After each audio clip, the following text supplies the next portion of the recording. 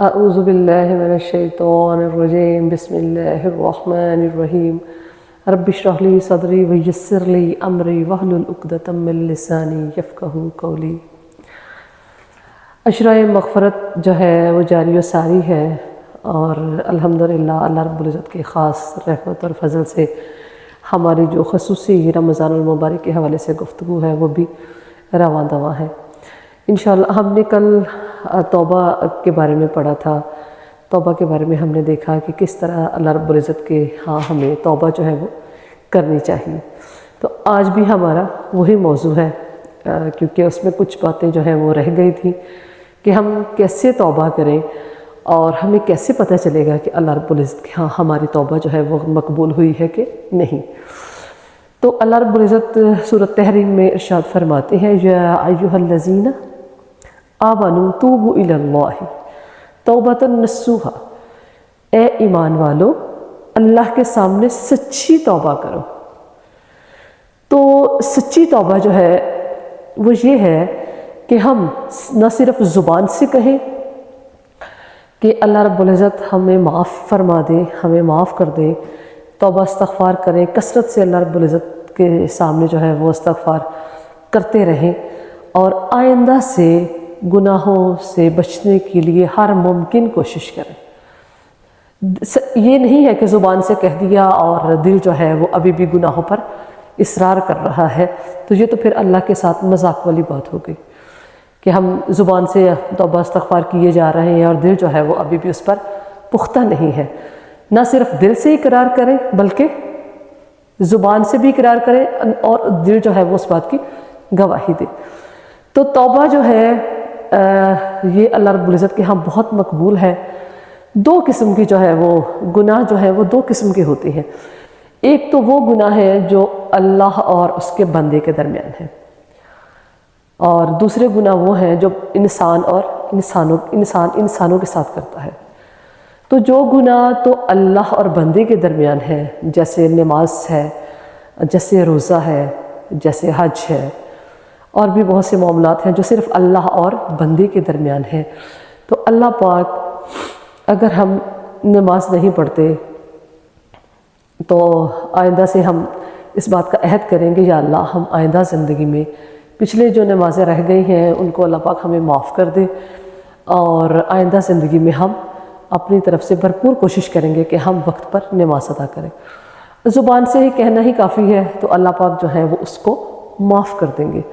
اور کوشش کریں کہ پچھلی جو قضا نمازیں رہ گئی ہیں ہر نماز کے ساتھ ایک نماز پڑھ لیں، تو اللہ پاک اگرچہ پوری نہیں بھی ہوں گی تو چونکہ آپ نے سٹارٹ کر لی ہیں تو اللہ پاک اس کو معاف کر دیں گے۔ ایسے ہی روزہ ہے، اگر آپ نہیں رکھتے تو اللہ رب العزت کے ساتھ عہد کر لیں گے، یا اللہ تیری ہی توفیق سے ہم روزہ رکھنے کا عہد کرتے ہیں، تو اللہ رب العزت کے ہاں آپ کی توبہ قبول ہوگی، اور انشاءاللہ آپ روزے رکھنے شروع کریں، اور پچھلے جو روزے زندگی بھر کے رہ گئے ہیں جو نہیں رکھے تھے ان کی قضا کرنے کی بھرپور کوشش کریں۔ اگر آپ ایک بھی روزہ رکھ لیتے ہیں اور خدا نخواستہ اس دنیا سے چلے جاتے ہیں، اللہ نہ کرے، تو اللہ پاک آپ کے سارے روزوں، کیونکہ آپ نے نیت کر لی تو اللہ پاک نیتوں کو دیکھتے ہیں، تو آپ نے نیت کر لی تو اس لیے اللہ رب العزت پچھلے بھی تمام روزوں کی قضا جو ہے وہ معاف کر دیں گے، کیونکہ عہد آپ نے کر لیا تھا۔ تو یہ کچھ معاملات ہیں جو اللہ اور اس کے بندے کے درمیان ہیں، تو اللہ پاک یہ جو ہے اس کو معاف کر دیتے ہیں۔ لیکن کچھ گناہ ایسے ہیں جو انسانوں پر ہوتے ہیں، جیسے ہم نے کسی کا حق کھا لیا خدا نخواستہ، جائیداد میں سے جو ہے وہ ایک بھائی نے دوسرے بھائی کے ساتھ ناجائز جو ہے وہ کوئی دو نمبری کر کے، دھوکہ دہی کر کے، تو اس کی جائیداد جو ہے وہ اپنے ذمے اپنے نام لکھوا لی، بہنوں کا حق کھا لیا، والدین کا جو حق تھا وہ کھا لیا، یا اس طرح سے دوسرے معاملات ہیں، یا ہم دوسروں کی غیبت کرتے ہیں، چغلی کرتے ہیں، اور دوسروں کو دھوکہ دیتے ہیں، تجارت میں ہم اپنا ناقص مال جو ہے وہ صحیح سمجھ کر اور پورے جو ہے وہ روپوں پر اس کو بیچ دیتے ہیں، یا اور بھی بہت سے معاملات ہیں جو انسانوں کے درمیان ہیں،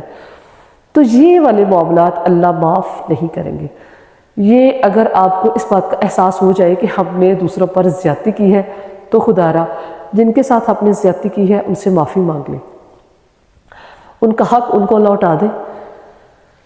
اور اگر کسی کی غیبت کی ہے تو اس سے معذرت کر لیں کہ بھئی ہم سے غلطی ہو گئی، ہم آئندہ ایسا نہیں کریں گے۔ یہاں کی شرمندگی تو ہوگی ظاہر ہے،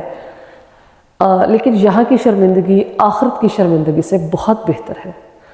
وہاں تو پھر نبی پاک صلی اللہ علیہ وآلہ وسلم بھی ہوں گے، ان کے سامنے شرمندہ ہونے سے بہتر ہے کہ یہاں پر لوگوں کے سامنے شرمندہ ہو لیا جائے۔ تو جس کسی کے ساتھ بھی زیادتی کی ہے اس سے آپ معافی مانگ لیں، اللہ پاک آپ کو معاف کر دیں گے۔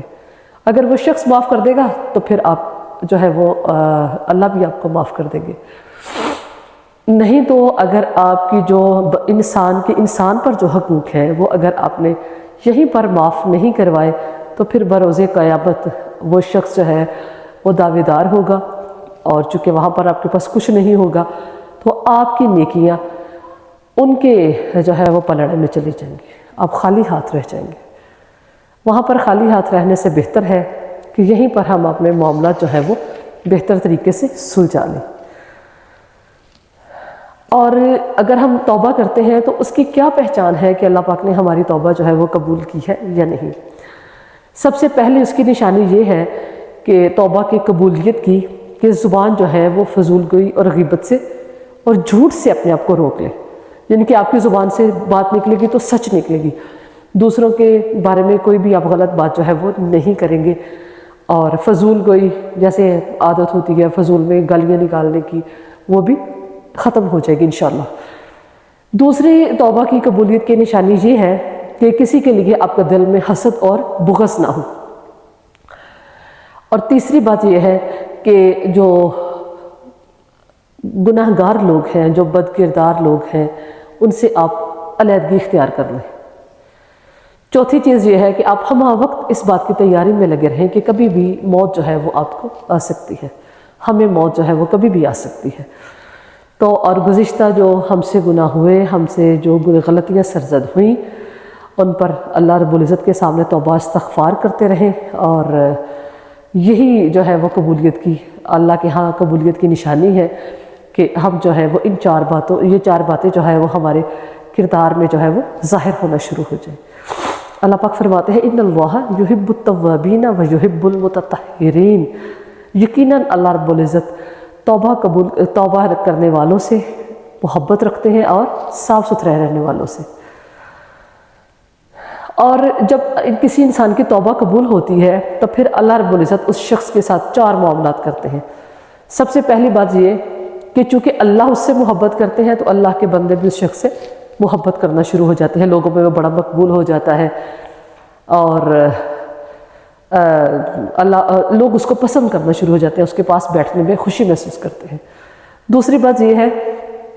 کہ لوگ جو ہے وہ اس کے حق میں دعا کرتے ہیں کہ اللہ پاک اس نے اب توبہ کر لی ہے تو اس کو اب اس پر ثابت قدمی عطا فرمانا۔ تیسری چیز یہ ہے کہ پھر اس کے جو گناہ گزشتہ زندگی میں اس نے کیے اور اس پر توبہ کر لی، پھر اس پر اس کو شرمندہ نہیں کریں۔ چوتھی بات یہ ہے کہ اس کے ساتھ بھلائی اور اچھی باتوں کی، اچھے تعاون کی جو ہے وہ کوشش کریں، اور ایسے اللہ رب العزت اس شخص کو کر دیں گے جیسے اس نے کبھی کوئی گناہ کیا ہی نہیں تھا۔ گناہوں سے توبہ کرنے والا ایسے ہوتا ہے جیسے وہ بالکل ابھی دنیا میں جو ہے وہ آیا ہے، ابھی ماں کے پیٹ سے اس نے جنم لیا ہے۔ مومن جو ہے وہ جان بوجھ کر گناہ نہیں کرتا۔ مومن اللہ کو ماننے والا، اللہ سے محبت رکھنے والا جو ہے وہ کبھی بھی جان بوجھ کر گناہ نہیں کرتا۔ ہاں انجانے میں جو ہے وہ گناہ سرزد ہو جائے تو پھر اس پر فوراً جو ہے وہ پشیمان ہو جائے اور اللہ رب العزت جو ہے اس کے سامنے اپنی توبہ جو ہے وہ کرے۔ حضرت عمر رضی اللہ تعالیٰ عنہ نے رسول اللہ صلی اللہ علیہ وآلہ وسلم سے توبہ کے دروازے کے بارے میں دریافت کیا کہ توبہ کا دروازہ کیا ہے، تو آپ صلی اللہ علیہ وآلہ وسلم نے ارشاد فرمایا کہ توبہ کا دروازہ مغرب میں ہے، جس کے کواڑ سونے کے ہیں، جس پر موتی اور یاقوت جڑے ہوئے ہیں۔ دونوں کواڑوں کے درمیان اتنا فاصلہ ہے جتنا ایک تیز رفتار سوار 40 برس میں طے کر سکتا ہے، اور یہ دروازہ جب سے مخلوق پیدا ہوئی ہے تب سے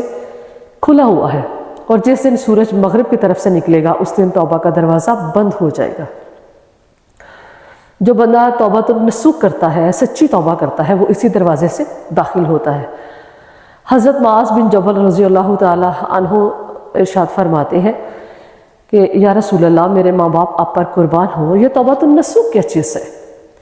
تو آپ صلی اللہ علیہ وآلہ وسلم نے ارشاد فرمایا